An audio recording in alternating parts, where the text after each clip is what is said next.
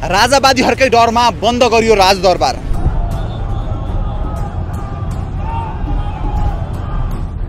नेपाल र नेपालीको अभिभावकीय संस्था राज संस्था छिटै पुनर्स्थापना गराउँछ।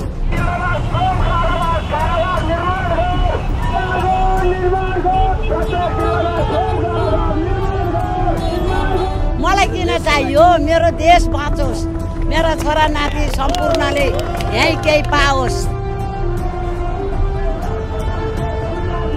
केपी बाले प्रचण्ड बाले होइन गरौँ न त, अझै पनि बिग्रिया छैन। नेपाली जनतालाई विश्वास दिलाउन सक्नु पर्यो नि त। यति बेला तपाईँले मेरो पृष्ठभूमिमा यो राजदरबार देखिरहनु भएको छ, जहाँ आज नेपाल प्रहरी र सशस्त्र प्रहरीले यो राजदरबारको यो गेटमा बसेर राजदरबार बन्द गराएका छन्। यो किन गराएका छन् तपाईँलाई थाहा छ? आज राजावादीको एक समूहले काठमाडौँको बानेश्वरदेखि यो नारायणहिटी दरबारसम्म चाहिँ